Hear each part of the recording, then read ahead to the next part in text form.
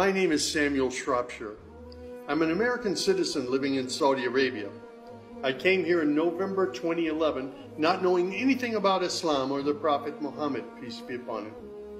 Most of what I had heard was extremely negative. In America, our news channels boosted their on-air ratings by regularly sensationalizing breaking news of terrorism. Every 30 minutes, one witnessed horrific scenes of bombings and bloodshed and murder, often one Muslim group fighting against another Muslim group.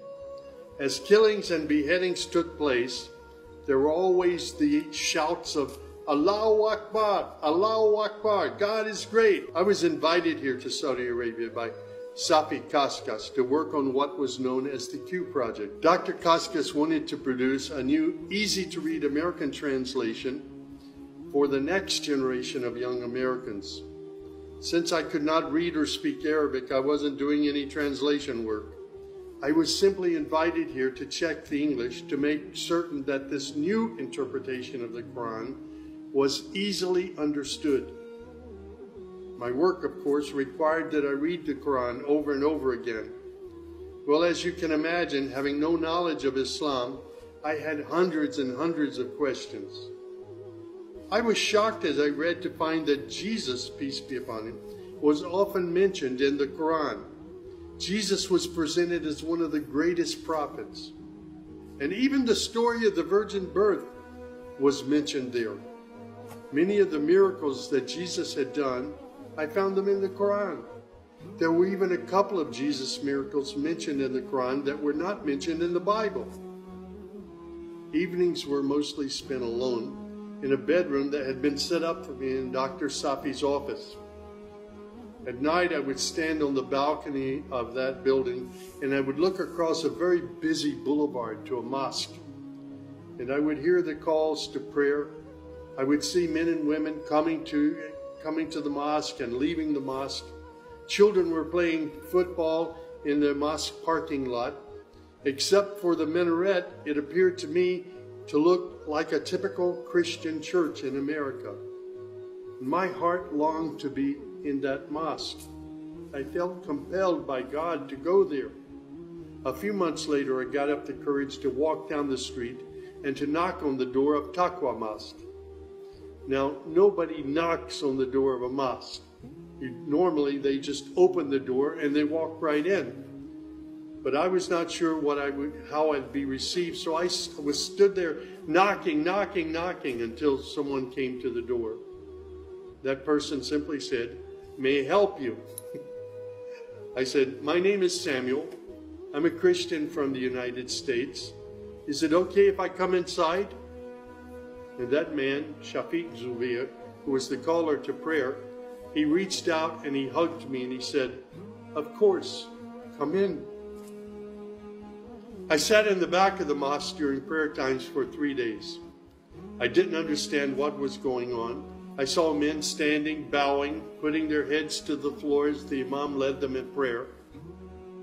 I had little knowledge about what was happening, but I felt God's presence in that mosque. And the men of Taqwa Mosque were so friendly to me. After 3 days, I asked Shafiq if he could teach me the first surah of the Quran, al-Fatiha. This was a necessary element in praying the 5 daily prayers. I was memorizing sounds, but I didn't know what the sounds meant. So I started comparing them with an English translation I had, and I realized that there was nothing in al-Fatiha that was inconsistent with Christian teaching. There I read the encouraging words that God was the most merciful, the distributor of mercy and forgiveness. My heart was being strangely touched by the words of the Quran and the love displayed by the men of Taqwa Mosque.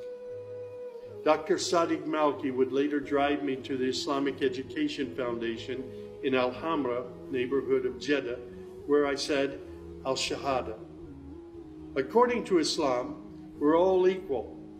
There's none above another. There are scholars, but their role is educational. As for the relationship with God, it's personal, it's direct. The faith itself is simple and clear. It's summed up in just 6 points. There is one true God who is unlike any other being. He is neither born nor does he give birth. He has neither spouse nor offspring. Nothing is comparable to him. He's all-powerful. He knows everything perfectly. He is the most merciful. Secondly, a belief in angels who are indeed the servants of God. They obey God's bidding and they do whatever they're commanded to do. They don't have any free choice. Thirdly, there's a belief in divine revelations. Islam acknowledges that God revealed scriptures including the Torah, the Gospel, the Psalms. However, down through the ages, many of these divine revelations had become distorted and somewhat corrupt. The Quran, which also contains God's revelations, is intact. It hasn't changed from the very beginning. The Quran, which also contains God's revelations, is still intact in its original form. Fourthly, there's a belief that in all earlier prophets and God's messengers, not just Muhammad. They believe in Abraham and Isaac and Moses and Jesus and hundreds of other prophets. They believe that the prophets were the best of mankind. Muslims believe in the last day.